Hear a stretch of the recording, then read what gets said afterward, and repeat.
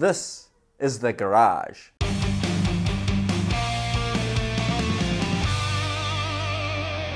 Obviously, it's where I park my car. Speaking of my car, yes, I've been working on the Land Rover, videos are coming.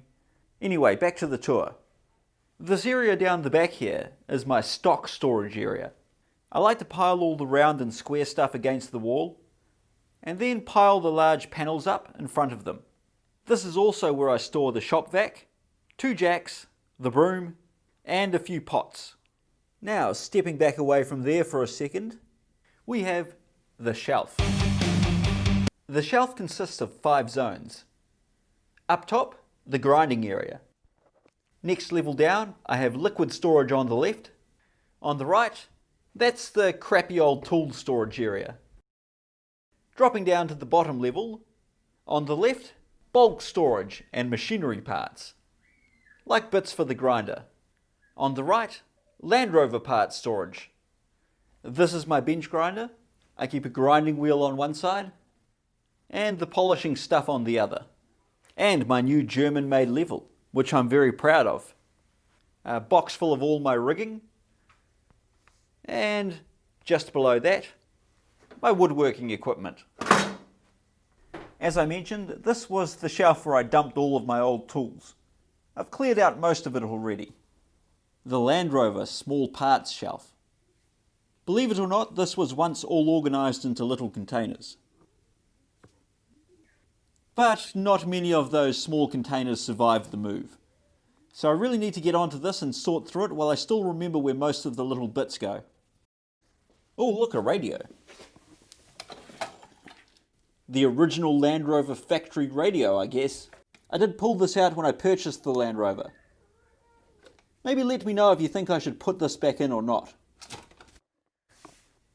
And up here, precariously hanging from the wall, is the sports and recreation area. I'm big on my fitness. I get these down and go for a 30-kilometre bike ride, at least 4 times a day. Now, spinning around and facing the other direction, we have a closet, an air compressor, a bandsaw, an engine lifter, my MIG welder, and just in frame, the crappy old light. Let's start down at the closet. So up top I have books, a number 4 hand plane. This is also my woodworking storage area, and a bunch of wrench sets that I don't use or haven't unpacked. Anyway, moving down, it's a closet full of crap, what can I say? I don't always keep my angle plates on the floor in front of the closet, but I'm trying out a new rust preventer, and an old cricket bat, just so I can practice my forward defence. And my air compressor, and your generic horizontal bandsaw. I purchased this locally for a couple of $100. No complaints. This isn't my die grinder. I've just been storing it for a friend for about 16 years. And the much abused engine crane. I typically wouldn't keep this here, but it's been here since the move and I've kept it around because I'm moving the chassis so often. And my trusty MIG welder. It works great. And for those of you wondering, yes, the long-suffering sidelight still lives. And now, moving over to the workshop area of the workshop.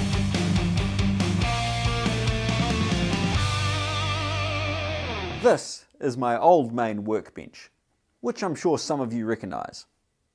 This is the old lathe bench, which is now my main workbench, and it's not very good at that. But I do have a plan for this corner of the room, and the reason I've swapped the benches around and put them how they are is just so I can test that layout before I go and build a bunch of new workbenches to perfectly fit. This is a number 3 record vise. This is a newer one made in India. These record vices are very common here, and I could go out and find a nice second-hand English-made one, repaint it and polish all the parts. But I really don't want that for my main vise. So like I said, this bench was originally made for my lathe and all of the stuff that goes with it. So this drawer is full of expensive lathe stuff. Where do you want to start, with the drawers or the old toolbox? Let's start with the toolbox. This is the big bright orange Caterpillar toolbox. Somewhere between Port Moresby and Sydney, the lock decided it was no longer required. I believe either during your apprenticeship or once you finished your apprenticeship with Caterpillar, you were given one of these tool chests full of all of the tools that you would need. I've had this since I was 17. I took it from home when I left. I always assumed this sticker was a brand of tool, but it's actually maybe a little offensive, so I should probably peel that off. Anyway, up in the top, I keep a Nikon speed light and crap. I did at one point have some paint mixed up and I repainted this tray just for a test, but I'm not sure if I'm going to repaint the whole box or not. Probably not. And there's not really much of interest in the drawers.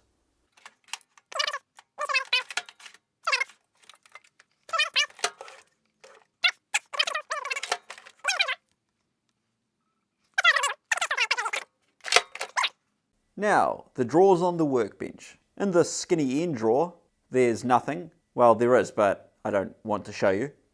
And in these two main drawers, well, let's have a look. This is probably the fanciest part of the workshop right now. Ooh. This is the drawer for the lathe. So basically I've got all my measuring stuff over here and all of the lathe attachments over there. And next drawer down, I still haven't organised this, but this is where all of the sockets and wrenches live. The infamous Star Wars socket set. Still looks great, and I use this quite often. Well, I never really use the SAE sockets, but I use the Whitworth ones all the time. I picked this up dirt cheap, and I really like the painted label. It needs fixing, and I intended to make a video about this one day. But I probably never will, so I may as well show you now. It's a bit old and crusty, but it still works. The crystal face has obviously parted ways. Maybe one day. The next zone is the electronics bench.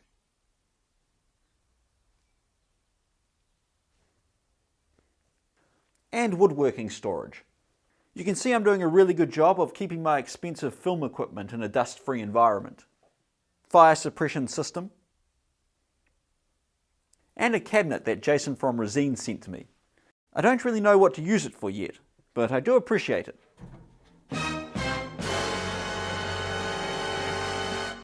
Okay, the other workbench.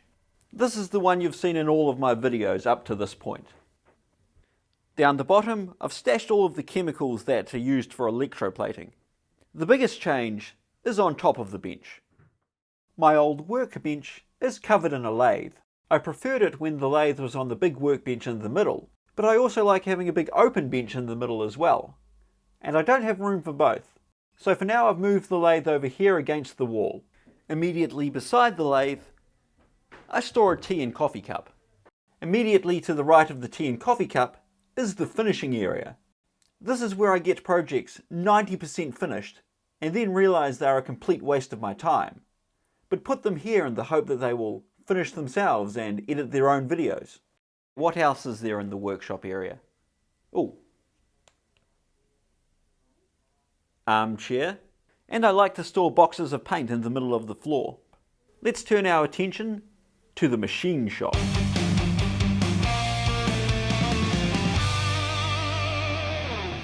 Starting with the drill press. And here it is, still working great. Next along the wall is the shaper machine. Behind the shaper, on this not fully assembled shelf, is my charging station and some woodworking storage. Now, on the floor in front of the shaper, this is the inwards goods department, and there's no way I'm showing you what's behind that blur, but it's very exciting. And behind there, I've got my pantograph engraving machine. How do you store your pantograph engraving machine? Let me know in the comments. Behind the pantograph machine, there's really just old junk. A box full of replacement fluorescent tubes for the lighting, and some old blackboards and things. Actually, ooh, what's hiding behind here? It's a mint condition blacksmith vise. I just recently made a video about cleaning this up. Just a basic silent video. I'll leave a link in the description. And that's the tour complete. I probably should have cleaned up before I filmed this, but it seemed easier this way. Okay, I can't cope with this any longer. As soon as I finished filming, I tidied up. Well, I hope this little filler video was entertaining enough. Real videos are coming. I'm working on it. I'm always working on them. It takes me a while. Okay, thanks for watching. I'll see you next time.